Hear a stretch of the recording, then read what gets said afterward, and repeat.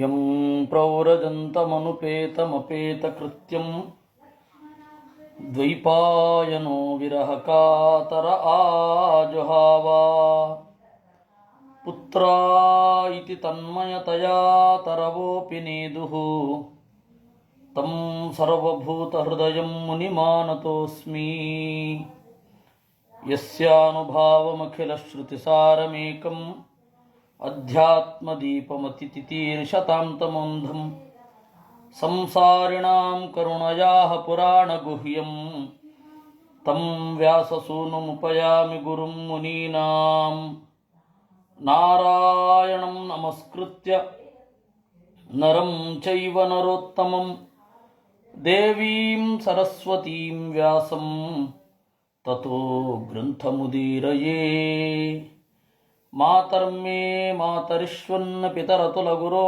ಭ್ರಾತರಿಷ್ಟಾಪ್ತಬಂಧೋ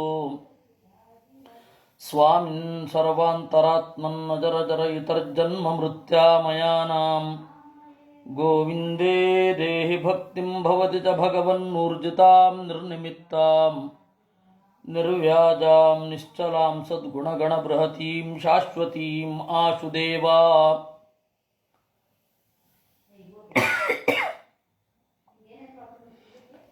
ನಿನ್ನೆ ಅಂತರ್ಜಾಲದ ಸಮಸ್ಯೆ ಆದ್ದರಿಂದ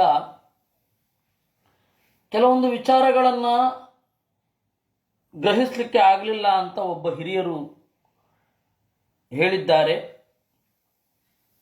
ಅದರಿಂದಾಗಿ ನಾನು ಈ ಅಧ್ಯಾಯವನ್ನು 6ನೇ ಅಧ್ಯಾಯವನ್ನು ಮತ್ತೆ ಸಂಗ್ರಹವಾಗಿ ಹೇಳ್ತೇನೆ. ಇರೋದಿಷ್ಟೇ, ದಕ್ಷ ಪ್ರಜಾಪತಿಗೆ 60 ಜನ ಹೆಣ್ಣು ಮಕ್ಕಳು. ಅದರಲ್ಲಿ ದದೌ ದಶಸ ಧರ್ಮಾಯ, ಯಮಧರ್ಮನಿಗೆ 10 ಮಂದಿ ಹೆಣ್ಣು ಮಕ್ಕಳನ್ನು ಕೊಟ್ಟಿದ್ದು. ಅವರಲ್ಲಿ ಯಾರು ಹುಟ್ಟಿದರು? ದಕ್ಷ ಪ್ರಜಾಪತಿಯ ಹೆಣ್ಣು ಮಕ್ಕಳು ಭಾನು, ಲಂಬ, ಕಕುಪು, ಜಾಮಿ, ವಿಶ್ವಾತ್, ಆದ್ಯ, ಮರುತ್ವತಿ, ವಸುಹು, ಮುಹೂರ್ತ, ಸಂಕಲ್ಪ ಅಂತ ಇವರು ಯಮಧರ್ಮನ ಹೆಂಡತಿಯರು. ಇವರಲ್ಲಿ ಯಾರು ಹುಟ್ಟಿದ್ದು ಅಂತ ಹೇಳಿದ್ರು. ಇನ್ನು ಭೂತ, ಅಂಗಿರಸ್, ಕೃಶಾಶ್ವ ಇವರಿಗೆ ಯಾರ್ಯಾರನ್ನ ಕೊಟ್ಟಿದ್ದು? ಇಬ್ಬಿಬ್ಬರು ಹೆಂಡಿರನ್ನ ಕೊಟ್ಟಿದ್ದು, ಇಬ್ಬಿಬ್ಬರು ಮಕ್ಕಳನ್ನು ಕೊಟ್ಟಿದ್ದು. ಇಬ್ಬಿಬ್ಬರು ಆ ಹೆಂಡತಿಯರಲ್ಲಿ ಇವರಿಗೆಲ್ಲ ಯಾರ್ಯಾರು ಹುಟ್ಟಿದ್ರು ಅಂತ ವಿವರಣೆ ಇದೆ. ಇನ್ನು ಚಂದ್ರನ 27 ಜನ ಹೆಂಡತಿಯರು, ಎಲ್ಲರೂ ಕಾಲಾಭಿಮಾನಿಗಳು. ಅದರಿಂದಾಗಿ ನಾವು 27 ದಿವಸಕ್ಕೆ 1 ತಿಂಗಳು ಅಂತ ಹೇಳೋದು, ಅವರಿಗೆ ಮಕ್ಕಳಿಲ್ಲ ಅನ್ನೋದು ಬಂತು. ಇನ್ನು ತಾರ್ಕ್ಷಸ್ಯ ಚ ಅಪರಾಹ, ತಾರ್ಕ್ಷರಿಗೆ ಕೊಟ್ಟಿದ್ದು. ಅದರಿಂದ ಅನೇಕ ಮಕ್ಕಳು ಬಂದರು. ಅದಾದ ಮೇಲೆ ಕಾಶ್ಯಪ ಪತ್ನೀನಾಂ, ಕಾಶ್ಯಪರಿಗೆ ಇರುವ ಹೆಂಡತಿಯರು ಅದಿತಿ, ದಿತಿ, ಧನು, ಕಾಷ್ಠ, ಅರಿಷ್ಟ, ಸುರಸ, ಇಳ, ಮುನಿಹಿ, ಕ್ರೋಧವಶ, ತಾಮ್ರ, ಸುರಭಿ, ಸರಮ, ತಿಮಿ ಅಂತ ಇದರಲ್ಲಿ ಯಾರ್ಯಾರು ಬಂದರು ಅನ್ನೋದನ್ನ ನಿರೂಪಣೆ ಮಾಡಿದ್ರು.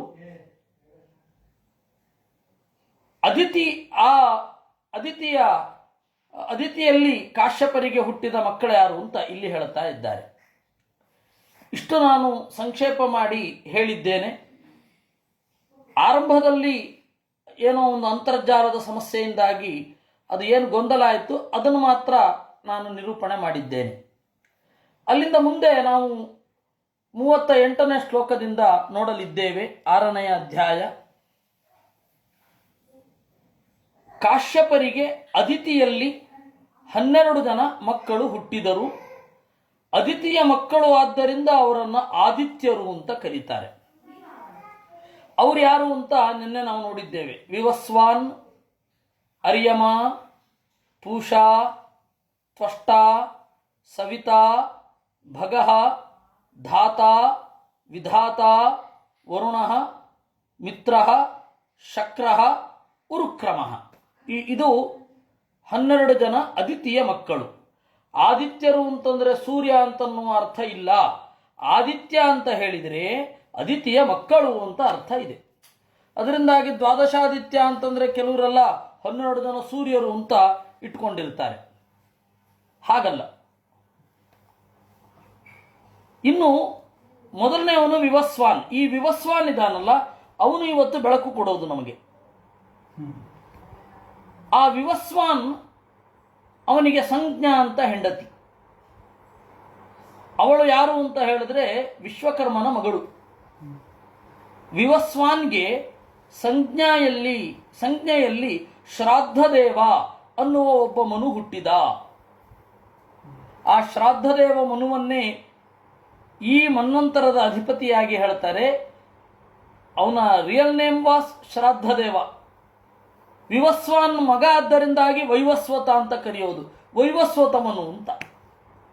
ಇದಕ್ಕೆ ನಾವು ಸಂಧ್ಯಾ ವಂದನ ಮಾಡಬೇಕಾದ್ರೆ ವೈವಸ್ವತ ಮನ್ವಂತರೇ ಕಲಿಯುಗೆ ಪ್ರಥಮ ಪಾದೆ ಹೇಳ್ತೇವಲ್ಲ, ಅಲ್ಲಿ ವೈವಸ್ವತ ಮನ್ವಂತರ ವೈವಸ್ವತ ಅನ್ನುವ ಮನುವಿನ ಆಳ್ವಿಕೆ ಅಂತ ಅರ್ಥ. ಅವನು ಹುಟ್ಟಿದ್ದು ಯಾರಿಗೆ? ವಿವಸ್ವಾನ್ ಅನ್ನುವ ಸೂರ್ಯನಿಗೆ. ಅವನ ಹೆಸರೇನು?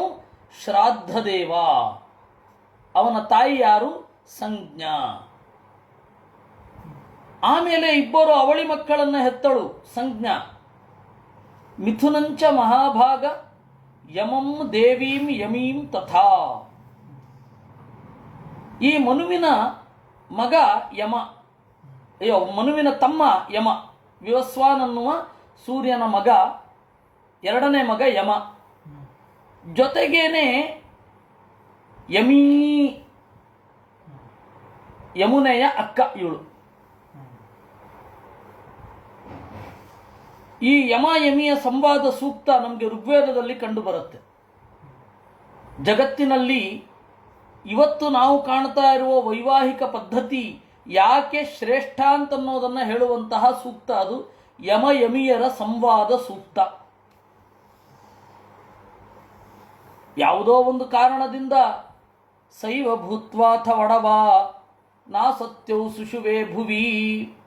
ಆ ಸಂಜ್ಞಾ ಇದ್ದಾಳಲ್ಲ, ಅವಳು ಹೆಣ್ಣು ಕುದುರೆಯಾದಳು. ಕುರುಕ್ಷೇತ್ರದಲ್ಲಿ ಮೇಯ್ತಾ ನಿಂತಿದ್ಲು. ಆವಾಗ ಸೂರ್ಯ ಗಂಡು ಕುದುರೆಯ ವೇಷ ಧರಿಸಿ ಬಂದು ಅವಳನ್ನು ಕೂಡಿದ. ಆಗ ಇಬ್ಬರು ಮಕ್ಕಳು ಹುಟ್ಟಿದರು. ಅವರೇ ಅಶ್ವಿದೇವತೆಗಳು. ಹೆಣ್ಣು ಕುದುರೆಯಲ್ಲಿ ಬಂದವರು ಆದ್ದರಿಂದ ಅವರನ್ನು ಅಶ್ವಿ ಅಂತ ಕರೀತಾರೆ. ಗೊತ್ತಾಯ್ತಾ?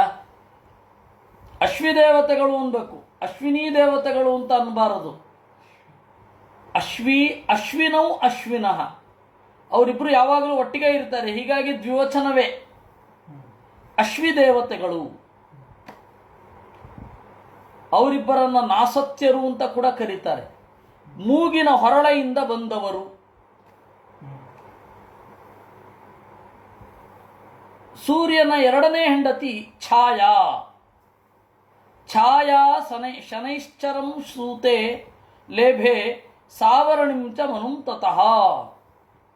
ಛಾಯಾ ಅಂತನ್ನುವವಳು ಸೂರ್ಯನ ಎರಡನೇ ಹೆಂಡತಿ. ಅವಳಲ್ಲಿ ಹುಟ್ಟಿದ ಮೊದಲ ಮಗ ಶನೈಶ್ಚರ.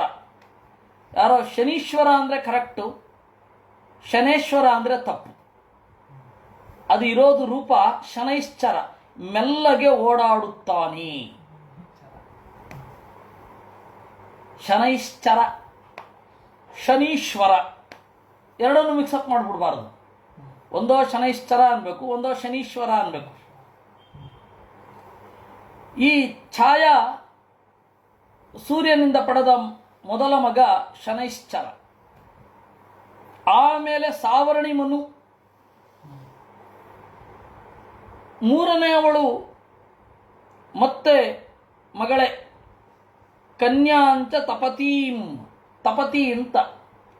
ಅವಳು ಸಂವರ್ಣ ಅನ್ನುವ ಭೂಲೋಕದ ರಾಜನನ್ನು ಮದುವೆ ಆದಳು. ಅವರಿಬ್ಬರಲ್ಲಿ ಹುಟ್ಟಿದವನೇ ಕುರು.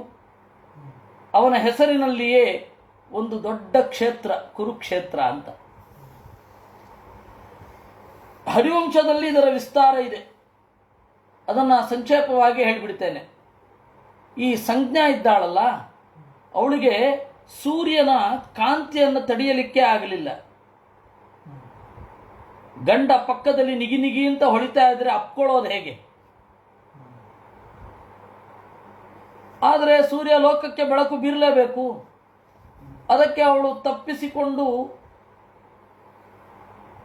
ತನ್ನ ಪ್ರತಿಕೃತಿಯೊಂದನ್ನು ಸೃಷ್ಟಿ ಮಾಡಿ, ಅವಳ ಹೆಸರು ಛಾಯಾ ಅಂತ,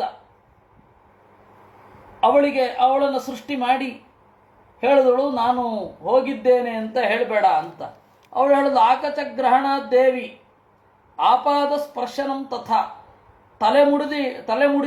ತಲೆಮುಡಿ ಹಿಡಿದು ಹೊಡೆಯುವವರೆಗೆ, ಕಾಲಿನಿಂದ ಒದೆಯುವವರೆಗೆ ನಾನು ರಹಸ್ಯವನ್ನು ಎಲ್ಲೂ ಬಿಟ್ಕೊಡಲ್ಲ ಅಂತ ಹೇಳಿದ್ಳು.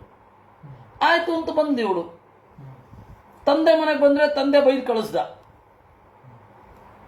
ಹೋಗು, ಇಲ್ಲಿ ಇರಬೇಡ ನೀನು, ಗಂಡನನ್ನು ಬಿಟ್ಟು ಬರಬಾರದು ಅಂತ. ಅವಳು ಬಂದು ಕುರುಕ್ಷೇತ್ರದಲ್ಲಿ, ಅಂದರೆ ಆಗಿನ್ನೂ ಕುರುಕ್ಷೇತ್ರ ಆಗಿರಲಿಲ್ಲ, ಆಗ ಅಂತಹ ಜಾಗದಲ್ಲಿ, ಅಂದರೆ ಮುಂದೆ ಕುರುಕ್ಷೇತ್ರ ಆಯ್ತಲ್ಲ, ಆ ಜಾಗದಲ್ಲಿ ಅವಳೇನು ಮಾಡಿಬಿಟ್ಲು, ನಿಂತಿದ್ಲು ಹೆಣ್ಣು ಕುದುರೆಯ ವೇಷದಿಂದ. ಇವಳು ಶನೈಶ್ಚರ ಹುಟ್ಟಿದ ಮಕ್ಕಳಿಗೆ ಪಕ್ಷಪಾತ ಮಾಡಲಿಕ್ಕೆ ಶುರು ಮಾಡಿದ್ಲು. ಆಗ ಯಮ ಒದ್ದ ತಾಯಿಗೆ, ಸಂಜ್ಞಾ ಅಂತ ಅಂದುಕೊಂಡು ಛಾಯೆಗೆ ಒದ್ದ. ಅವಾಗ ನಿಜ ಗೊತ್ತಾಯಿತು, ವಿಚಾರಿಸ್ಬೇಕಾದ್ರೆ ನಿಜ ಗೊತ್ತಾಯಿತು. ವಿಶ್ವಕರ್ಮನ ಹತ್ತಿರ ಬಂದ. ಈಗ ಒಂದು ಅರ್ಥವಾದವನ್ನು ಹೇಳ್ತಾರೆ. ವಿಶ್ವಕರ್ಮ ಸೂರ್ಯನ ಕಿರಣಗಳನ್ನು ಕತ್ತರಿಸಿ ಚಕ್ರ ಮಾಡಿದ, ಅದನ್ನು ಕೃಷ್ಣ ಬಂದು, ಇದು ನಾರಾಯಣ ಬಂದು ತಗೊಂಡು ಹೋದ ಅಂತ. ಅಂದರೆ ಅಭಿಪ್ರಾಯ, ಅದು ಅರ್ಥವಾದ ಅಷ್ಟೇ. ಸೂರ್ಯನ ಕಿರಣಗಳ ತುಂಡಿನ ಹಾಗೆ ಚಕ್ರ ಇದೆ ಅಂತ ಅಭಿಪ್ರಾಯವೇ ವಿನಃ ಸೂರ್ಯನ ಕಿರಣದ ತುಂಡೇ ಚಕ್ರ ಆಯಿತು ಅಂತಲ್ಲ. ಆಮೇಲೆ ಏನಾಯಿತು, ತನ್ನ ಹೆಂಡತಿಯಲ್ಲಿದ್ದಾಳೆ ಅಂತ ಹುಡುಕ್ತಾ ದಿವ್ಯ ದೃಷ್ಟಿಯಿಂದ ಕಂಡು ಬಂದ. ಅದು ಯಾವುದೋ ಗಂಡು ಕುದುರೆ, ಪೋಲಿ ಕುದುರೆ ಅಂತ ಹೇಳಿ ಅವಳು ತಿರಸ್ಕರಿಸಿದ್ಲು. ಹಾಗೆ ತಿರಸ್ಕರಿಸುವಾಗ ಅವನು ಕೊಟ್ಟ ಪ್ರೇಮವನ್ನು ಮೂಗಿನ ಹೊರಳೆಯ ಮೂಲಕ ಹೊರಹಾಕಿದ್ಲು. ಅಂದರೆ ರೇತಸ್ಸನ್ನು, ಸೂರ್ಯನ ರೇತಸ್ಸನ್ನು ಮೂಗಿನ ಹೊರಳೆಯ ಮೂಲಕ ಹೊರಗಡೆ ಹಾಕಿದ್ಲು. ಅದೇ ಅಶ್ವಿದೇವತೆಗಳು. ಆಮೇಲೆ ಇಲ್ಲಿಯೂ ದಾಂಪತ್ಯ ಮುಂದುವರಿತು. ಇಷ್ಟು ಸಂಕ್ಷಿಪ್ತವಾಗಿ ನಾನು ಹೇಳಬೇಕಾದದ್ದಲ್ಲಿ ವಿಸ್ತಾರವಾಗಿ ಅಲ್ಲುಂಟು. ಎಲ್ಲಿ? ಹರಿವಂಶದಲ್ಲಿ. ಹೀಗೆ ವಿವಸ್ವಾನ್ ಅವರ ವಂಶ ಆಯಿತು. ಇನ್ನು ಅರಿಯಮ ಅಂತ ಒಬ್ಬ ಇದ್ದ. ಅರಿಯಮ್ನೋ ಮಾತೃಕಾ ಪತ್ನಿ ತಯೋಶ್ಚರ್ಷಣಯಸ್ಸುತಾ ಯತ್ರ ವೈ ಮಾನುಷೀ ಜಾತಿ ಬ್ರಹ್ಮಣ ಚೋಪಕಲ್ಪಿತ. ಅರಿಯಮನ್ ಅನ್ನುವವನಿಗೆ ಮಾತೃಕಾ ಅಂತನ್ನುವ ಹೆಂಡತಿ, ಅವರಿಗೆ ಹುಟ್ಟಿದ ಮಕ್ಕಳಿಗೆ ಚರ್ಷಣಯ, ಚರ್ಷಣಿಗಳು ಅಂತ. ಈ ಮಾತೃಕಾಯಿಂದ ಏನಾಯಿತು, ಬ್ರಾಹ್ಮಣ ಮನುಷ್ಯರ ಜಾತಿ ಬಂತು. ಅಂದರೆ ಅವರು ಮಾತೃಕೆಯನ್ನು ಅವಲಂಬಿಸಿ, ಅಂದರೆ ವರ್ಣವನ್ನು ಅವಲಂಬಿಸಿ, ವೇದವನ್ನು ಅವಲಂಬಿಸಿ ಇರ್ತಾರೆ ಅಂತ ಅದರ ಅಭಿಪ್ರಾಯ. ಪಿಷ್ಟೋ ಪೂಷಾನಪತ್ಯ ಪಿಷ್ಟಾದ ಭಗ್ನದಂತೋ ಭವತ್ಪುರ ಯೋಸೌ ದಕ್ಷಾಯ ಕುಪಿತಂ ಜಹಾಸ ವಿವೃತ ದ್ವಿಜಃ. ಪೂಷ ಅಂತ ಒಬ್ಬ ಇದ್ನಲ್ಲ, ವಿವಸ್ವಾನ್, ಅರಿಯಮ, ಪೂಷ ಮೂರನೇ ಅವನು. ಆ ಪೂಷನಿಗೆ ಮಕ್ಕಳಿಲ್ಲ. ಪಿಷ್ಟಾದಹ, ಯಜ್ಞದಲ್ಲಿ ಹಿಟ್ಟನ್ನು ಅವನಿಗಾಗಿ ಕೊಡ್ತಾರೆ. ಯಾಕೆ ಅಂದರೆ ಹಲ್ಲಿಲ್ಲ ಅವನಿಗೆ ಅಂತ. ಹಲ್ಲು ಯಾವಾಗ ಹೋಯಿತು ಅಂತಂದರೆ ದಕ್ಷ ಪ್ರಜಾಪತಿಯ ಯಜ್ಞದಲ್ಲಿ ಸದಾಶಿವನನ್ನು ಅಣಗಿಸಿಕೊಳ್ತಾ ಇದ್ದ ಅಂತ ಹೇಳಿ ಅವನ ಹಲ್ಲು ಮುರಿದ್ರು. ಅವನು ಪೂಷನ್, ಅವನ ಮಕ್ಕಳಿಲ್ಲ, ಇನ್ನು ಮುಗಿತಲ್ಲ, ಇನ್ನು ಅದನ್ನೇನಿಲ್ಲ. ಇನ್ನು ತ್ವಷ್ಟುರ್ ದೈತ್ಯಾನುಜ ಭಾರ್ಯ ರಚನಾ ನಾಮ ಕನ್ಯಕಾ. ಈ ತ್ವಷ್ಟ ಅಂತನ್ನುವವನು ಒಬ್ಬ ದೈತ್ಯಳನ್ನು ಮದುವೆ ಆದ, ಅಂದರೆ ದ್ವಿತೀಯ ಮಗಳನ್ನು. ಅವಳ ಹೆಸರು ರಚನಾ ಅಂತ. ರಚನಾ ಅಂತನ್ನೋದು ದೈತ್ಯಳೊಬ್ಬಳ ಹೆಸರು. ಆ ರಚನಾಳನ್ನು ಮದುವೆ ಆದ. ಸನ್ನಿವೇಶಸ್ತಯೋರ್ಜಜ್ಞೆ ವಿಶ್ವರೂಪಶ್ಚ ವೀರ್ಯವಾನ್. ಈ ತ್ವಷ್ಟೃವಿಗೆ ಈ ರಚನಾಗೂ ಮದುವೆ ಆದಮೇಲೆ ಒಬ್ಬ ಮಗ ಹುಟ್ಟಿದ, ವಿಶ್ವರೂಪ ಅಂತ ಅವನ ಹೆಸರು. ತಂವೌರಿರೇ ಸುರಗಣಾ ಸ್ವಸ್ತ್ರೀಯಂ ದ್ವಿಷತಾಮಪಿ ವಿಮತೇನ ಪರಿತ್ಯಕ್ತ ಗುರುಣಾಂಗಿರತೇನ ತತ್.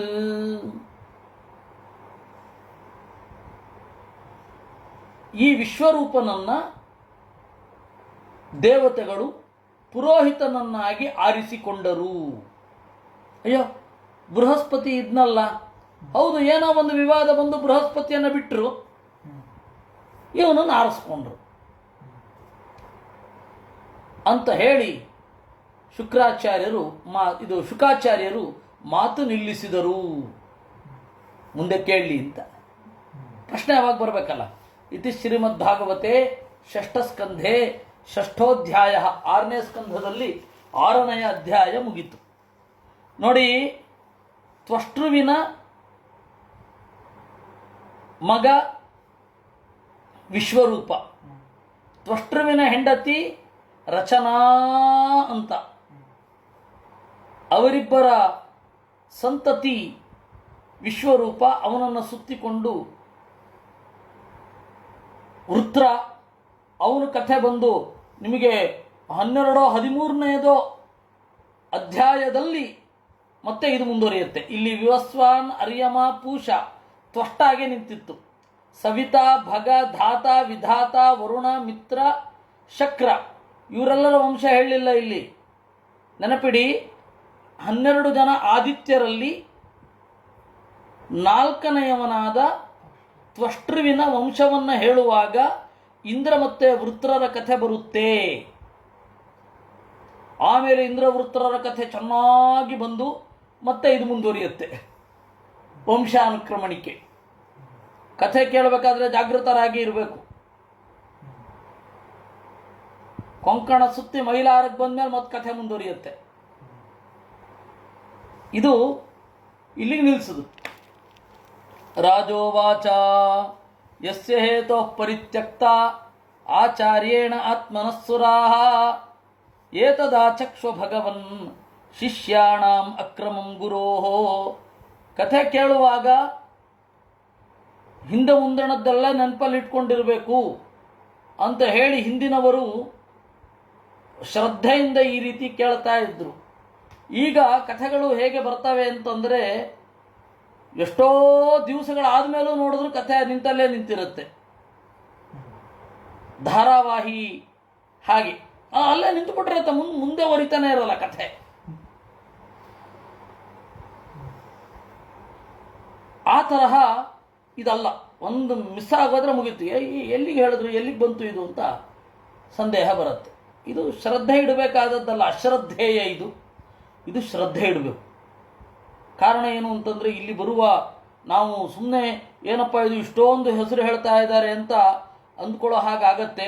ಈ ಹೆಸರುಗಳೆಲ್ಲವೂ ಕೂಡ ಪಾಪ ಪರಿಹಾರಕಗಳೇ. ಅಂದರೆ ನಮ್ಮ ಮನಸ್ಸನ್ನು ಶುದ್ಧಿ ಮಾಡ್ತವೆ. ಪಾಪ ಪರಿಹಾರ ಆಗಿ ಪುಣ್ಯ ಬರುತ್ತೆ ಅಂದರೆ ಮನಃಶುದ್ಧಿ ಅಂತ ಅರ್ಥ. ಈಗ ಕಥೆಗೆ ಬರೋಣ, ವಾಪಸ್ ಬರೋಣ. ಯಸ್ಯ ಹೇತೋಃ ಪರಿತ್ಯಕ್ತ, ಅದಕ್ಕೆ ಇವನು ಕೇಳಿದ ಪರೀಕ್ಷಿತ, ಗುರುಗಳೇ ಶುಕಾಚಾರ್ಯರೇ, ಯಾವ ಕಾರಣದಿಂದ ಪುರೋಹಿತರಾದ ಬೃಹಸ್ಪತ್ಯಾಚಾರ್ಯರು ದೇವತೆಗಳನ್ನು ತ್ಯಾಗ ಮಾಡಿದರು? ಗುರುಗಳು ಶಿಷ್ಯರನ್ನು ಬಿಡಬೇಕು ಅಂದರೆ ಶಿಷ್ಯರದ್ದೇನೋ ಭಾರಿ ತಪ್ಪು ಇರಬೇಕು. ಅದು ಏನು ದಯವಿಟ್ಟು ಹೇಳಿ. ಶ್ರೀ ಶುಕ ಉವಾಚ ಇಂದ್ರಸ್ತ್ರಿಭುವನೈಶ್ವರ್ಯ ಮದೋಲ್ಲಂಘಿತ ಸತ್ಪಥಃ ಮರುದ್ಭಿರ್ವಸುಭಿರುದ್ರೈಃ ಆದಿತ್ಯೈರುಭಿರ್ನೃಪ ವಿಶ್ವೇ ದೇವೈಶ್ಚ ಸಾಧ್ಯೈಶ್ಚ ನಾಸತ್ಯಾಭ್ಯಾಂ ಪರಿಶ್ರಿತಃ ಸಿದ್ಧಚಾರಣಗಂಧರ್ವೈಃ ಮುನಿಭಿರ್ಬ್ರಹ್ಮವಾದಿಭಿಃ ವಿದ್ಯಾಧರೋಪ್ಸರೋಭಿಶ್ಚ ಕಿನ್ನರೈಃ ಪತಗೋರಗೈಃ ನಿಷೇವ್ಯಮಾಣೋ ಭಗವಾನ್ ಸ್ತೂಯಮಾನಶ್ಚ ಭಾರತ. ಇಂದ್ರ, 3 ಲೋಕದ ಒಡೆತನ ನನಗಿದೆ ಅಂತ ಹೇಳಿ ಅನೇಕ ಧರ್ಮಗಳನ್ನು ಉಲ್ಲಂಘಿಸಿದ್ದ. ಒಂದು ಸರ್ತಿ ಸಭೆಯಲ್ಲಿ ಮರುದೇವತೆಗಳು, ವಸುಗಳು, ರುದ್ರರು, ಆದಿತ್ಯರು, ಋಭುಗಳು, ವಿಶ್ವೇ ದೇವತೆಗಳು, ಸಾಧ್ಯರು, ಅಶ್ವಿದೇವತೆಗಳು, ಸಿದ್ಧರು, ಚಾರಣರು, ಗಂಧರ್ವರು, ಮುನಿಗಳು, ವಿದ್ಯಾಧರರು, ಅಪ್ಸರೆಯರು, ಕಿನ್ನರರು, ನಾಗರು, ಪಕ್ಷಿ ಅಭಿಮಾನಿ ದೇವತೆಗಳು ಎಲ್ಲರೂ ಇದ್ದಾಗ ಉಪಗೀಯಮಾನೋ ಲಲಿತಂ ಆಸ್ಥಾನಾಧ್ಯಾಸನಾಶ್ರಿತ ಪಾಂಡುರೇಣ ಆತಪತ್ರೇಣ ಚಂದ್ರಮಂಡಲಚಾರುಣ. ಆಸ್ಥಾನದಲ್ಲಿ ಸಿಂಹಾಸನದಲ್ಲಿ ಕುಳಿತಿದ್ದಾನೆ. ಬಿಳಿ ಕೊಡೆ ತಲೆಯ ಮೇಲಿದೆ, ಚಂದ್ರನಂತೆ ಬಿಳಿಯಾದ ಕೊಡೆ ತಲೆಯ ಮೇಲಿದೆ. ಯುಕ್ತಶ್ಚಾನ್ಯೈ ಪಾರಮೇಷ್ಠ್ಯೈ ಚಾಮರವ್ಯಜನಾದಿಭಿಃ ವಿರಾಜಮಾನ ಪೌಲೋಮ್ಯ ಸಹಾರ್ಧಾಸನಯಾ ಭೃಶಂ. ಪಾರಮೇಷ್ಠ್ಯೈ, ರಾಜನೆಂಬ ಚಿಹ್ನೆಯನ್ನು ಹೇಳುವಂತಹ, ರಾಜನಿಗೆ ಮಾತ್ರ ಮೀಸಲಾದ ಚಿಹ್ನೆಗಳಿಂದೆಲ್ಲ ಕೂಡಿದ್ದಾನೆ. ಜೊತೆಗೆ ಸಿಂಹಾಸನದ ಅರ್ಧ ಭಾಗವನ್ನು ಶಚಿ ಆಕ್ರಮಿಸಿ ಕುಳಿತಿದ್ದಾಳೆ. ಇನ್ನೇನು ಬೇಕು? ನಮ್ಮ ಸಂದೀಪ ಸುಧಾಕರರ ಪ್ರಶ್ನೆ, ಯಾವ ಮನ್ವಂತರದ ಇಂದ್ರ ಅಂತ. ಇದೇ ಮನ್ವಂತರದ ಇಂದ್ರ ರೀ, ಇದೇ ಮನ್ವಂತರದಲ್ಲಿ ನಡೆದದ್ದು. ಈ ಮನ್ವಂತರಕ್ಕೆ ಹತ್ತಿರ ಇಲ್ಲದಿದ್ದರೆ ಕಥೆಯನ್ನು ನಿರೂಪಣೆಯೇ ಮಾಡೋಲ್ಲ.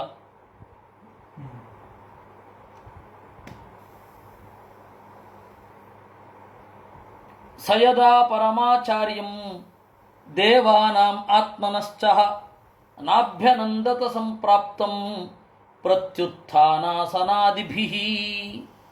ಯಾವಾಗ ಇಂದ್ರ ಮಹಾವೈಭವದಿಂದ ತನ್ನ ಹೆಂಡತಿ ಶಚಿಯೊಡನೆ ಕುಳಿತಿದ್ದಾನೆ, ಆಗ ದೇವತೆಗಳ ಗುರು ಬೃಹಸ್ಪತ್ಯಾಚಾರ್ಯರು ಬಂದರು. ಎದ್ದು ನಿಲ್ಲಲಿಲ್ಲ, ಆಸನ ಮೊದಲಾದವುಗಳನ್ನು ಕೊಟ್ಟು ಸತ್ಕರಿಸಲಿಲ್ಲ. ವಾಚಸ್ಪತಿಂ ಮುನಿವರಂ ಸುರಾಸುರ ನಮಸ್ಕೃತಂ ನೋಚ್ಚಚಾಲಾಸನಾದಿಂದ್ರ ಪಶ್ಯನ್ನಪಿ ಸಮಾಗತಂ. ಅವರು ಬಂದದ್ದನ್ನು ನೋಡಿದರೂ ಕೂಡ ಹೇಳಲಿಲ್ಲ. ನೋಚ್ಚಚಾಲ ಆಸನಾತ್, ಅನುಗಾಡ್ಲೂ ಇಲ್ಲ. ಅಟ್ಲೀಸ್ಟ್ ಆತನದಿಂದ ಹೀಗೆ ಎದ್ದ ಹಾಗೆ ಮಾಡೋದೂ ಇಲ್ಲ. ನಮ್ಮ ಸ್ವಾಮಿಗಳು ಸಭೆಯಲ್ಲಿ ಒಂದು ಕಡೆ ಕೂಡ್ಲಿಕ್ಕೆ ಆಗ್ತಾ ಇರಲಿಲ್ಲ. ಅವ್ರಿಗೆ 28 ಸರ್ತಿ ಸೈಡ್ ವಿಂಗಿಗೆ ಹೋಗಿ ಹೋಗಿ ಏನೇನೋ ಕೆಲಸಗಳನ್ನು ಮಾಡ್ಕೊಂಡು ಬರೋರು. ಪ್ರತಿ ಸರ್ತಿ ಬಂದಾಗಲೂ ಹೇಳಲಿಕ್ಕೆಲ್ಲ ಆಗತ್ತೆ. ಒಬ್ಬರು ಸ್ವಾಮಿಗಳು ಎದ್ದು ಹಿಂಗೆ ನಿಂತ್ಬಿಟ್ಟಿದ್ರು. ನೀವು ಪ್ರತಿ ಸರ್ತಿ ಹೋಗ್ತಾ ಬರ್ತಾ ನಂಗೆ ಹೇಳಲಿಕ್ಕೆ ಆಗಲ್ಲ, ನಾನು ನಿಂತೇ ಇರ್ತೀನಿ. ಪಾಪ ಇನ್ನು ಕೆಲವರು ಬಂದು ಹೋಗಿ ಮಾಡ್ತಾ ಇದ್ದಾಗ ಈಗೊಮ್ಮೆ ಹೇಳೋದು, ಅರ್ಧೋತ್ಥಾನ, ಆಮೇಲೆ ಮತ್ತೆ ಕೊಡೋದು, ಹೀಗಾಗ್ತಾ ಇತ್ತು. ಇವನು ಉಚ್ಚಚಾರ ಏಳು ಕೂಡ ಹೇಳಲಿಲ್ಲ ಅಂತ ನೋಡಿ. ಸ್ವರೂಪ ಯೋಗ್ಯತೆಯಲ್ಲಿ ಇಂದ್ರದೇವರು ಮಿಗಿಲು, 8ನೇ ಕಕ್ಷೆ. ಬೃಹಸ್ಪತ್ಯಾಚಾರ್ಯರು 10ನೇ ಕಕ್ಷೆ. ಅಂಥವರಿಗೂ ಕೂಡ ಸ್ಥಾನಕ್ಕೆ ಯೋಗ್ಯವಾದ ಗೌರವವನ್ನು ಸಲ್ಲಿಸದೇ ಇರೋದ್ರಿಂದ ಏನಾಯಿತು ಅನ್ನೋದನ್ನು ನಾವು ನೋಡುತ್ತೇವೆ. ದೇವತೆಗಳ ಮಾತು ಬೇರೆ, ಅವರಿಗೇನೂ ಆಗಲಿಲ್ಲ.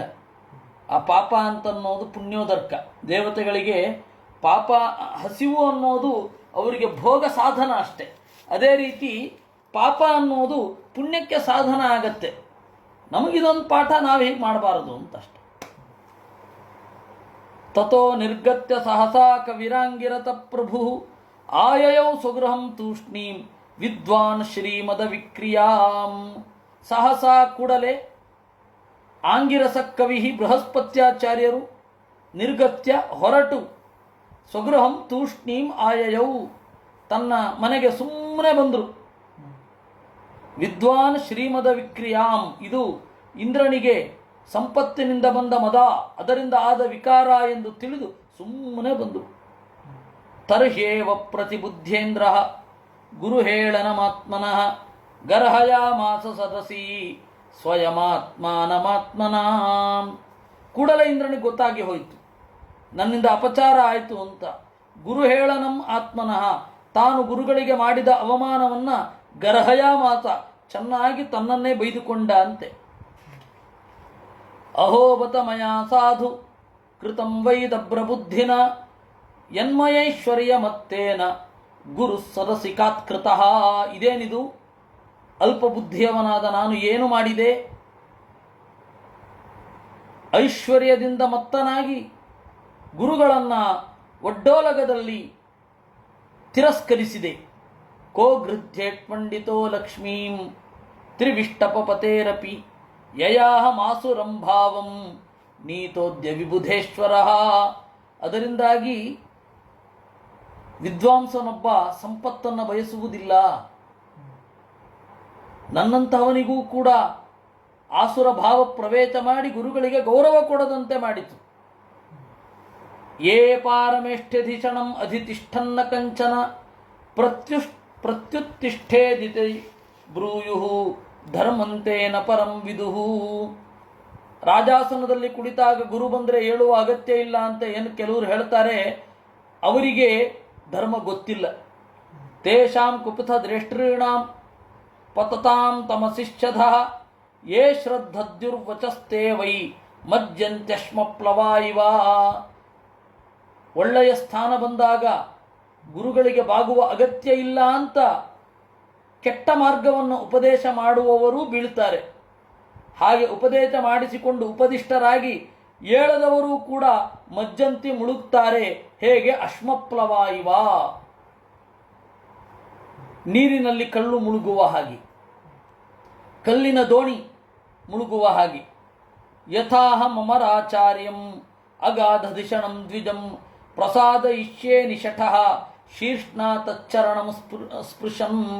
ನಾನು ಅಗಾಧ ದಿಷಣಂ, ಹಿರಿದಾದ ಪ್ರಜ್ಞೆ ಇರುವ ಗುರುಗಳನ್ನು ಪ್ರಸಾದ ಇಷ್ಯೆ, ಒಲಿಸುತ್ತೇನೆ. ನನ್ನ ತಲೆಯಿಂದ ಬಾಗಿ ಅವರ ಅಡಿಗಳನ್ನು ತಡವಿ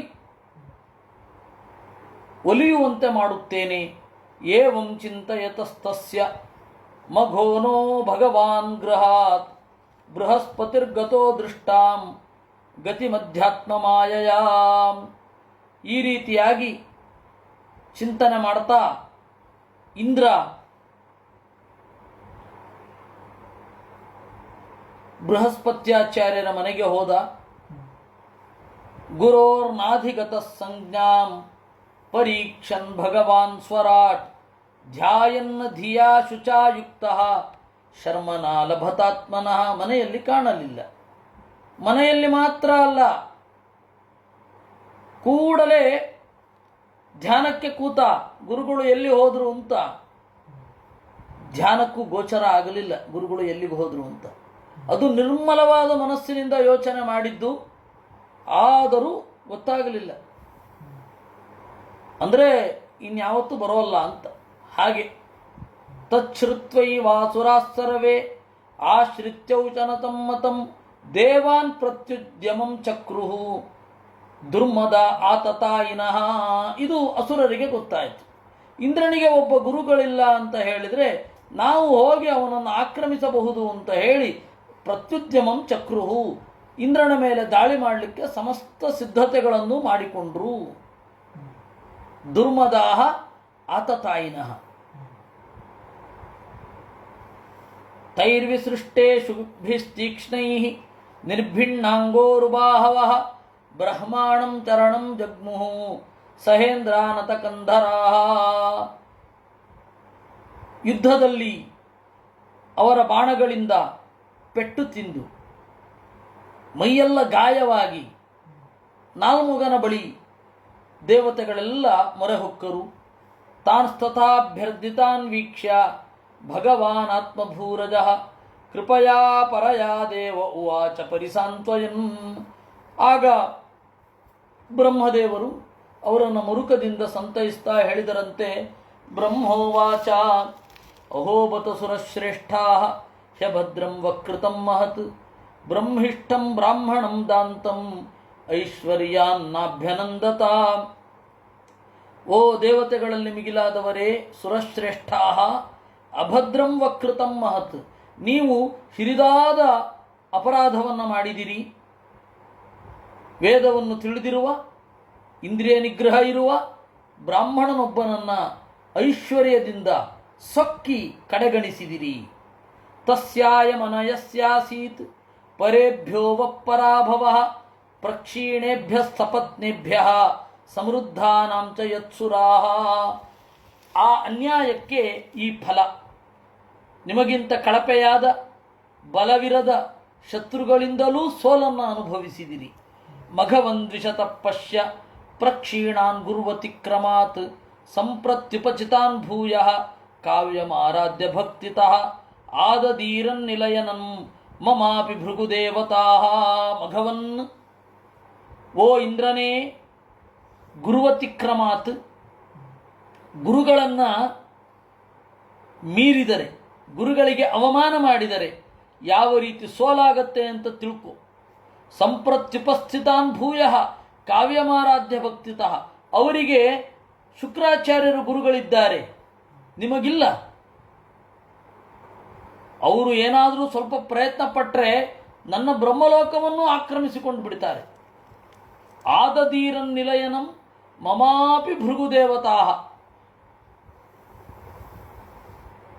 ಇದನ್ನ ಅರ್ಥ ಮಾಡ್ಕೊಳ್ಬೇಕು. ಗುರುಗಳ ಅನುಗ್ರಹ ಇದ್ದರೆ ಏನಾಗತ್ತೆ ಅಂತ ಅರ್ಥವಾದದಲ್ಲಿ ಹೇಳಿದ್ದು. ಇದರ ಅಭಿಪ್ರಾಯ ಏನು ಅಂದರೆ ಗುರುಗಳ ಅನುಗ್ರಹ ಇರಬೇಕು, ಗುರುಗಳನ್ನು ಕಡೆಗಣಿಸಬಾರದು ಅಂತ ಅಷ್ಟೇ ಅರ್ಥ.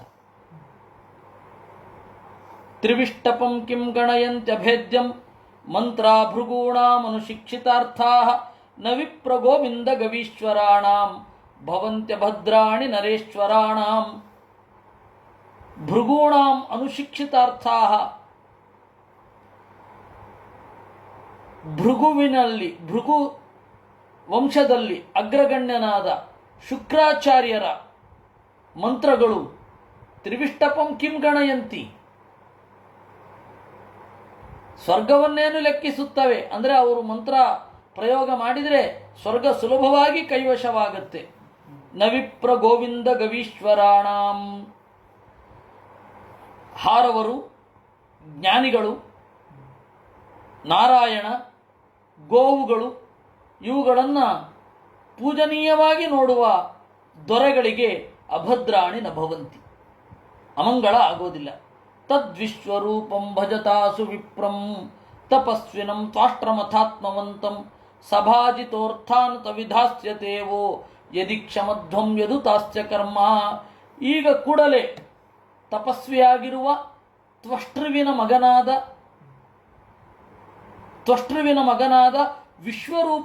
ವಿಶ್ವರೂಪನನ್ನ ಹೊಂದಿರಿ. ಅವನ ಕರ್ಮ ನಿಮಗೆ ವಿಜಯವನ್ನು ಕೊಡುತ್ತೆ. ಶ್ರೀಚುಕೌವಾಚ ತ ಏವ ಮುದಿತಾ ರಾಜನ್ ಬ್ರಹ್ಮಣ ವಿಗತಜ್ವರಾಃ ಋಷಿಂ ತ್ವಾಷ್ಟ್ರಮುಪೌರಜ್ಯ ಪರಿಶ್ವಜ್ಯೇದಮಬ್ರುವನ್. ಈ ರೀತಿ ಹೇಳಿದಾಗ ವಿಗತಜ್ವರಾಃ, ದೇವತೆಗಳಿಗೆ ಆತಂಕ ಕಡಿಮೆ ಆಯಿತು. ಕೂಡಲೇ ತ್ವಷ್ಟೃದೇವತೆಯ ಮಗ ವಿಶ್ವರೂಪನ ಬಳಿಗೆ ಹೋದರು. ಅವನನ್ನು ಅಪ್ಪಿ ಈ ರೀತಿ ಹೇಳಿದರು. ದೇವಾವೂಚು ವಯಂ ತೇ ತಿಥಯ ಪ್ರಾಪ್ತಾಃ ಆಶ್ರಮಂ ಭದ್ರಮಸ್ತುತೆ ಕಾಮಃ ಸಂಪಾದ್ಯತಾಂ ತಾತ ಪಿತॄಣಾಂ ಸಮಯೋಚಿತಃ. ಎಲೈ ತ್ವಾಷ್ಟ್ರನೇ, ವಿಶ್ವರೂಪನೇ, ಅತಿಥಿಗಳಾಗಿ ನಿನ್ನ ಆಶ್ರಮಕ್ಕೆ ಬಂದಿದ್ದೇವೆ. ನಿನ್ನ ತಂದೆಯ ಪೈಕಿ ನಾವು ಅಲ್ವಾ, ಚಿಕ್ಕಪ್ಪಂದಿರ ತರಹ ನಮ್ಮ ಬಯಕೆಯನ್ನು ನೀನು ಈಡೇರಿಸಬೇಕು. ಪುತ್ರಾಣಾಂ ಹಿ ಪರೋ ಧರ್ಮಃ ಪಿತೃಶುಶ್ರೂಷಣಂ ಸತಾಂ ಅಪಿ ಪುತ್ರವತಾಂ ಬ್ರಹ್ಮನ್ ಕಿಮುತ ಬ್ರಹ್ಮಚಾರಿಣಾಂ. ಮಕ್ಕಳ ಧರ್ಮ ಏನು? ತಂದೆಯ ಸೇವೆ ಮಾಡುವುದು. ಮಕ್ಕಳಿದ್ದಾಗಲೂ ತಂದೆ ತಾಯಿಗಳ ಸೇವೆ ಮಾಡಬೇಕು. ಮಕ್ಕಳಿಲ್ಲದೆ ಒಂಟಿಯಾಗಿದ್ದವರಿಗೆ ಇನ್ಯಾವ ಆತಂಕಗಳೂ ಇರೋದಿಲ್ಲ. ಹೆಂಡತಿ ಮಕ್ಕಳ ಮುಖ ನೋಡಬೇಕು ಅಂತ ಇಲ್ಲ. ತಂದೆಯ ಸೇವೆ ಆರಾಮವಾಗಿ ಮಾಡಬಹುದು ಬ್ರಹ್ಮಚರ್ಯದಲ್ಲಿದ್ದಾಗ. ಅಂಥದ್ದು ನಿನಗೆ ಹೆಂಡತಿ ಇಲ್ಲ, ಮಕ್ಕಳಿಲ್ಲ, ಅವರ ಹಿತಕ್ಕಾಗಿ ಎರಡು ಬರುತ್ತೆ, ತಂದೆಯ ಹಿತವನ್ನು ನೋಡಬೇಕೋ ಮಕ್ಕಳ ಹಿತವನ್ನು ನೋಡಬೇಕು ಅಂತ. ಆ ಗೊಂದಲ ನಿನಗೆ ಕಾಡೋದೇ ಇಲ್ಲ, ಯಾಕೆಂದರೆ ನೀನಿರೋದೇ ಒಬ್ಬನು, ಮಾಡಬೇಕು ಕರ್ತವ್ಯವನ್ನು. ಆಚಾರ್ಯೋ ಬ್ರಹ್ಮಣೋ ಮೂರ್ತಿ ಪಿತಾ ಮೂರ್ತಿ ಪ್ರಜಾಪತೆ ಭ್ರಾತಾ ಮರುತ್ಪತೇರ್ಮೂರ್ತಿ ಮಾತಾ ಸಾಕ್ಷಾತ್ ಕ್ಷಿತೇಸ್ತನು. ಆಚಾರ್ಯೋ ಬ್ರಹ್ಮಣೋ ಮೂರ್ತಿ, ಗುರುಗಳು ಅಂತ ಹೇಳಿದ್ರೆ ಬ್ರಹ್ಮದೇವರ ಪ್ರತೀಕ. ಬ್ರಹ್ಮದೇವರು, ಜಗತ್ತಿಗೇ ಗುರುಗಳಾದ ಬ್ರಹ್ಮದೇವರು ನಮ್ಮ ಈ ಅಧ್ಯಾಪಕರಲ್ಲಿ ನಿಂತು ನಮಗೆ ವೇದಾದಿಗಳನ್ನು ಹೇಳ್ತಾ ಇದ್ದಾರೆ ಅಂತ ಅನುಸಂಧಾನ ಮಾಡಬೇಕು. ಆಚಾರ್ಯೋ ಬ್ರಹ್ಮಣೋ ಮೂರ್ತಿ ಪಿತಾಮೂರ್ತಿ ಪ್ರಜಾಪತೇ. ಮರೀಚಿ, ಕಶ್ಯಪ, ಅತ್ರಿ, ಅಂಗಿರಸ್ ಇಂತಹ ದೊಡ್ಡ ದೊಡ್ಡ ಋಷಿಗಳ ಪ್ರತೀಕ ತಂದೆಯವರು.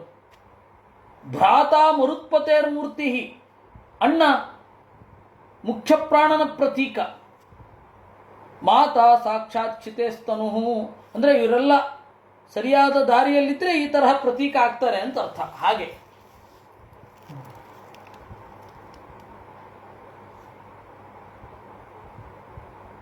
ಆಚಾರ್ಯರಾಗಿರಲಿ, ಅವ್ರಿಗಿಂತ ದೊಡ್ಡವರಿಗೆ ಅಪರಾಧ ಮಾಡಿದ್ರೆ ಅವರು ಬ್ರಹ್ಮಮೂರ್ತಿ ಆಗಲ್ಲ. ಇದನ್ನು ಗಮನದಲ್ಲಿಟ್ಕೊಂಡು, ಸರಿಯಾದ ದಾರಿಯಲ್ಲಿ ಇದ್ದರೆ ಇವರು ಬ್ರಹ್ಮನ ಪ್ರತೀಕ, ಸರಿಯಾದ ದಾರಿಯಲ್ಲಿ ಇದ್ದರೆ ಪ್ರಜಾಪತಿಯ ಪ್ರತೀಕ. ಉಳಿದಂತೆ ನಮಗೆ ಕೊಟ್ಟಿದ್ದಾರೆ ಎನ್ನುವ ಕೃತಜ್ಞತೆಯಿಂದ ಅವರಿಗೆ ಬೇಕಾದದ್ದನ್ನು ಮಾತ್ರ ಪೂರೈಸಿ ಮತ್ತೆ ಸರಿಯಾದ ದಾರಿಯಲ್ಲಿ ಇರಬೇಕು. ಅವರು ಸರಿಯಾದ ದಾರಿಯಲ್ಲಿ ಇಲ್ಲ ಅಂದರೆ ಅವರಿಗೆ ತೀರಾ ಅಗತ್ಯವಾದದ್ದನ್ನು ಪೂರೈಸಿ ಸರಿಯಾದ ದಾರಿಯಲ್ಲಿ ಇರಬೇಕಷ್ಟೆ. ಸರಿಯಾಗಿದ್ದರೆ ಹೀಗೆ. ಮಾತಾ ಸಾಕ್ಷಾತ್ ಕ್ಷಿತೇಸ್ತನು, ತಾಯಿ ಭೂದೇವಿಯ ಪ್ರತೀಕ, ಅವಳು ಭೂಮಿಯ ಪ್ರತೀಕ. ದಯಾಯ ಭಗಿನಿ ಮೂರ್ತಿ, ದಯಾ ದೇವತೆಯ ಪ್ರತಿನಿಧಿ ಅಕ್ಕ ಅಥವಾ ತಂಗಿ. ಧರ್ಮಸ್ಯಾತ್ಮಾತಿಥಿ ಸ್ವಯಂ, ಅತಿಥಿ ಯಮಧರ್ಮನ ಪ್ರತೀಕ. ಅಗ್ನೇರಭ್ಯಾಗತೋ ಮೂರ್ತಿ ಸರ್ವಭೂತಾನಿ ಚಾತ್ಮನಃ, ಇನ್ನು ಮನೆಗೆ ಅಂತ ಬಂದವ ಅಗ್ನಿಯ ಪ್ರತೀಕ. ಸರ್ವಭೂತಾನಿ ಚ ಆತ್ಮನಃ, ಎಲ್ಲ ಜೀವರು ಪರಮಾತ್ಮನ ಪ್ರತೀಕ. ತಸ್ಮಾತ್ ಪಿತॄಣಾಮಾರ್ತಾನಾಂ ಆರ್ತಿಂ ಪರಪರಾಭವಂ ತಪಸಾಪನಯಂದ ತಾತ ಸಂದೇಶಂ ಕರ್ತುಮರ್ಹಸಿ. ಅದರಿಂದಾಗಿ ನಾವು ನಿನ್ನ ತಂದೆಯ ಪೈಕಿ, ನಿನ್ನ ತಂದೆಯ ದೊಡ್ಡಪ್ಪಂದಿರು, ಚಿಕ್ಕಪ್ಪಂದಿರು, ನಿಮ್ಮ ತಂದೆಯ ಅಣ್ಣಂದಿರು, ತಮ್ಮಂದಿರು ಎಲ್ಲ ಬಂದಿದ್ದೇವೆ ತಂದೆಯಂತೆಯೇ ಅಲ್ವಾ, ತಂದೆಯಂತೆಯೇ. ಅದರಿಂದ ನಮ್ಮ ಸೋಲು ಅದನ್ನು ತಪ್ಪಿಸುವುದು ನಿನ್ನ ಹೊಣೆಗಾರಿಕೆ. ಸಂದೇಶವನ್ನು ಮಾಡು. ವೃಣೀಮಹೇ ತ್ವೋಪಾಧ್ಯಾಯಂ ಬ್ರಹ್ಮಿಷ್ಠಂ ಬ್ರಾಹ್ಮಣಂ ಗುರುಂ ಯಥಾಂಜಸಾ ವಿಜೇಷ್ಯಾಮಃ ಸಪತ್ನಾನ್ ತವ ತೇಜಸಾ. ನಿನ್ನನ್ನು ಉಪಾಧ್ಯಾಯನನ್ನಾಗಿ ಸ್ವೀಕರಿಸ್ತೇವೆ. ವೇದಗಳನ್ನು ಅಧ್ಯಯನ ಮಾಡಿದ್ದಿ, ಸ್ವಯಂ ಬ್ರಾಹ್ಮಣನಾಗಿದ್ದಿ, ಗುರು ಆಗಿದ್ದಿ. ನಿನ್ನನ್ನು ಆಶ್ರಯಿಸಿ ನಮ್ಮ ಹಗೆಗಳನ್ನು ಗೆಲ್ಲುತ್ತೇವೆ. ನಗರಹಯಂತಿಶ್ಚರ್ಥೇಷು ಯವಿಷ್ಠಾಂಗ್ರ್ಯಭಿವಾದನಂ ಛಂದೋಭ್ಯೋನ್ಯತ್ರ ನ ಬ್ರಹ್ಮನ್ ವಯೋಜ್ಯೇಷ್ಠಸ್ಯ ಕಾರಣಂ. ನಗರಹಯಂತಿ ಅರ್ಥೇಶು, ಒಳ್ಳೆ ಪ್ರಯೋಜನ ಆಗತ್ತೆ ಅಂತಂದರೆ ಚಿಕ್ಕವನ ಕಾಲುಗಳನ್ನು ಮುಟ್ಟುವುದು ತಪ್ಪೇ ಅಲ್ಲ. ಛಂದೋಭ್ಯೋನ್ಯತ್ರ, ವಿಶೇಷತಃ ವೇದವನ್ನು ತಿಳಿದವ ಗೌರವಾರ್ಹ, ಪೂಜಾರ್ಹ. ಕೇವಲ ವಯಸ್ಸು ಕಾರಣ ಅಲ್ಲ, ಹಿರಿಮೆಗೆ ವಯಸ್ಸು ಕಾರಣ ಅಲ್ಲ, ಮತ್ತೆ ಜ್ಞಾನ ಕಾರಣ, ಅರಿವು ಕಾರಣ. ರುಚಿರುವಾಚ ಅಭ್ಯರ್ಥಿತ ಸ್ವರಗಣೈ ಪೌರೋಹಿತ್ಯೇ ಮಹಾತಪಾ ಸವಿಶ್ವರೂಪಸ್ಥಾನಾ ಪ್ರಸನ್ನಕ್ಷಣಯಾಗಿರ. ಈ ರೀತಿ ದೇವತೆಗಳೆಲ್ಲ ಪೌರೋಹಿತ್ಯ ಮಾಡು ಅಂತ ಹೇಳ್ತಾ ಇರುವಾಗ ವಿಶ್ವರೂಪ ಪ್ರಸನ್ನನಾಗಿ ನಿಧಾನವಾಗಿ ಹೇಳಿದ, ವಿಗರಹಿತಂ ಧರ್ಮಶೀಲೈ ಬ್ರಹ್ಮವರ್ಚ ಉಪವ್ಯಯಂ ಕಥನ್ನು ಮದ್ವಿಧೋ ನಾಥ ಲೋಕೇಶೈರಭಿಯಾಚಿತ. ಅಲ್ಲ, ಎಲ್ಲ ಧಾರ್ಮಿಕರು ಕೂಡ ಬೈತಾರೆ ಪೌರೋಹಿತ್ಯವನ್ನ. ನನ್ನಂಥವನು ಹೇಗೆ ಪೌರೋಹಿತ್ಯ ಮಾಡಲಿಕ್ಕೆ ಸರಿಯಾಗತ್ತೆ ಹೇಳಿ? ಅದು ಲೋಕೈತೈರಭಿಯಾಚಿತ. ಎಲ್ಲ ದೇವತೆಗಳು ನನ್ನನ್ನು ಬೇಡ್ಕೊಳ್ತಾ ಇದ್ದಾರೆ, ದೇವತೆಗಳು ಬೇಡಿಕೊಳ್ತಾ ಇದ್ದಾರೆ, ಮಾಡದೇ ಇರ್ಲಿಕ್ಕಾಗಲ್ಲ, ಮಾಡಲಿಕ್ಕೂ ಆಗಲ್ಲ.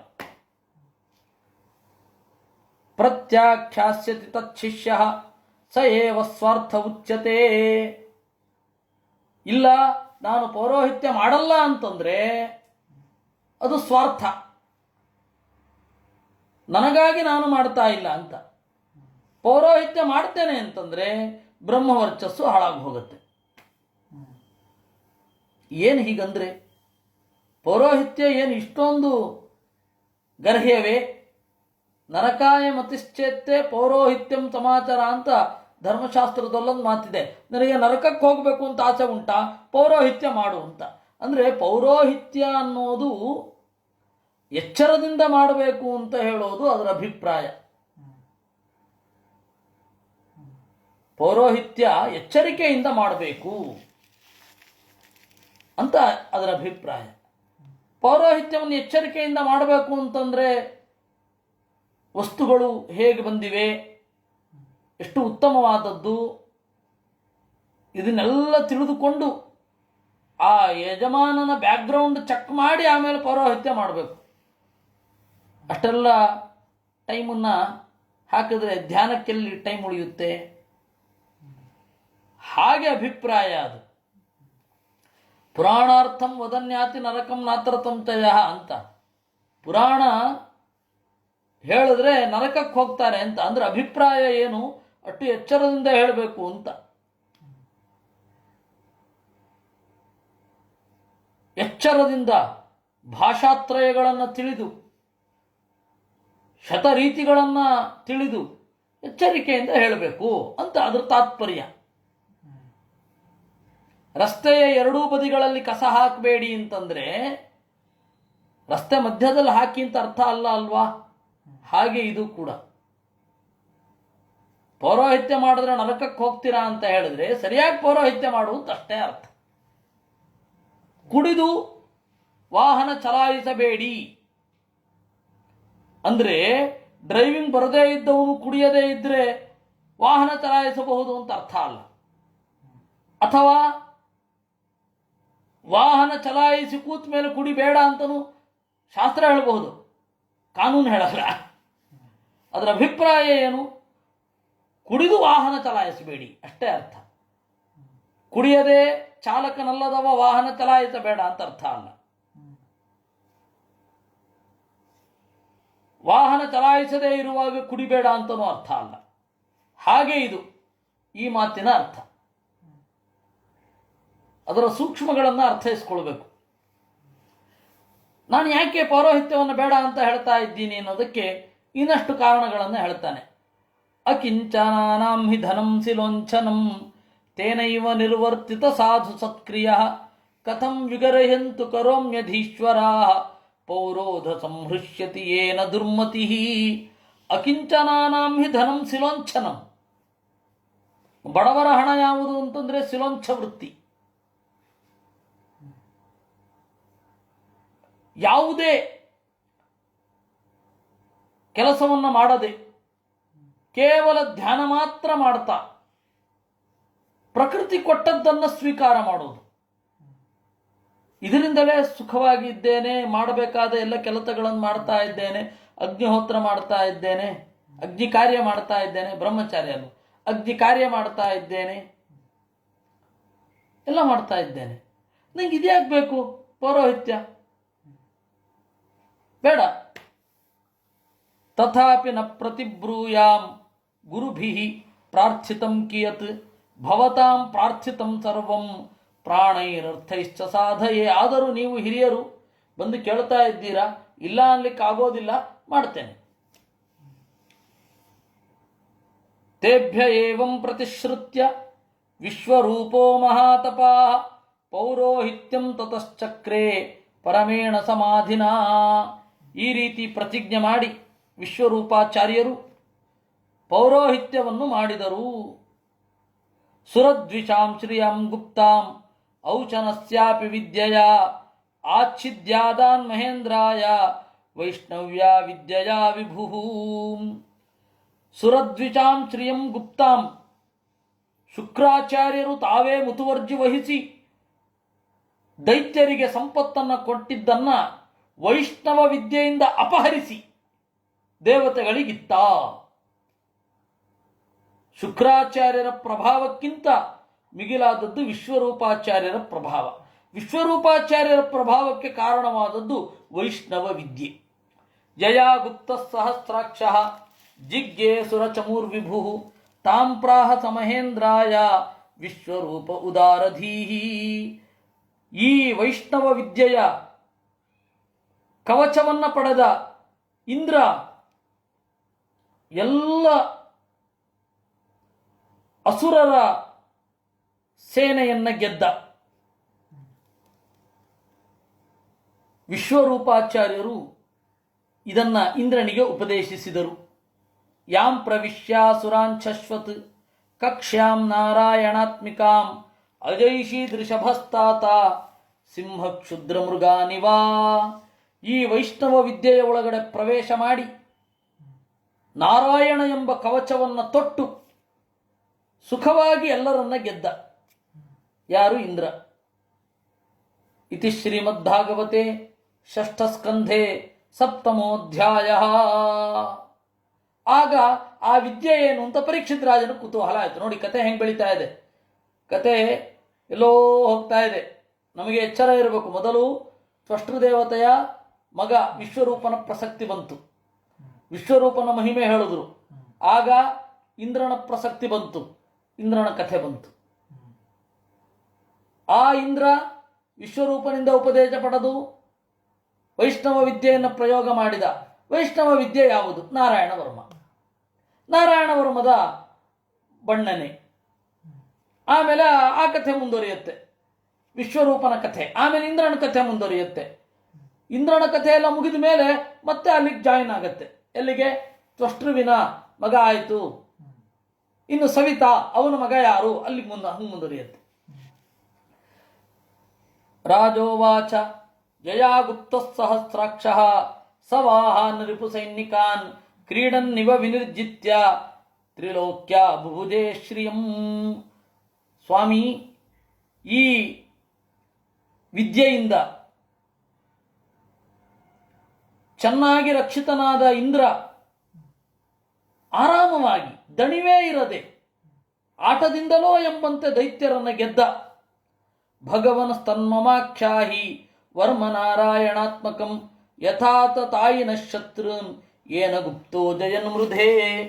ನನಗೂ ಅದನ್ನ ಹೇಳಿ, ನಾರಾಯಣ ಕವಚವನ್ನ ಹೇಳಿ. ಯಾಕೆ ಹೇಳಬೇಕಿತ್ತು ಇದನ್ನ? ಹೇಗೂ ಸತ್ತೋಗ್ತಾ ಇದೆ ಇನ್ನೊಂದು 2-3 ದಿವಸದಲ್ಲಿ. ಯಾಕೆ ಹೇಳಬೇಕು ಅಲ್ವಾ? ಅಂದ್ರೆ ಪರಲೋಕ ವ್ಯಾಪಿನಿಯಾದ ರಕ್ಷಣೆ ನಾರಾಯಣ ವರ್ಮದಿಂದ ಇದೆ ಅಂತ. ಶ್ರೀಚುಕೌವಾಚ ವೃತ ಪುರೋಹಿತಸ್ತ್ವಷ್ಟ್ರ ಮಹೇಂದ್ರಾಯಾನು ಪೃಚ್ಛತೆ ನಾರಾಯಣಾಖ್ಯಂ ವರ್ಮಾ ತದಿಹೈಕಮನಾಶೃಣು.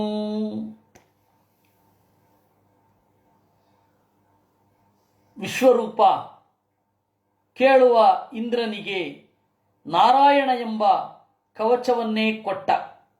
ವರ್ಮ ಅಂದ್ರೆ ಕವಚ. ನಾರಾಯಣನೆಂಬ ಕವಚವನ್ನ ಕೊಟ್ಟ. ನಮ್ಮ ಕವಚ ಯಾವುದು? ಕಬ್ಬಿಣದ್ದಲ್ಲ, ಸ್ವಯಂ ನಾರಾಯಣ. ನಮ್ಮ ಬುಲೆಟ್ ಪ್ರೂಫ್ ಯಾವುದು? ನಾರಾಯಣನೇ. ತದಿಹೈಕಮನಾಶೃಣು, ಅದನ್ನ ಏಕಮನಸ್ಕನಾಗಿ ಕೇಳು ಅಂತ. ಇದನ್ನು ನಾವು ನಾಳೆ ನೋಡಬೇಕಾಗತ್ತೆ. ನಾಳೆ ನೋಡೋಣ ಅಂತ ಹೇಳ್ತಾ ಇವತ್ತಿನ ಚಿಂತನೆಯನ್ನ ದೇವರಲ್ಲಿ ಅರ್ಪಿಸೋಣ. ಕೃಷ್ಣಾರ್ಪಣಮಸ್ತು. ಅನೇನ ಭಾವಿಯತ್ ಪುಣ್ಯಂ ತದಾಪ್ನೋತು ಪಿತಾ ಮಮ.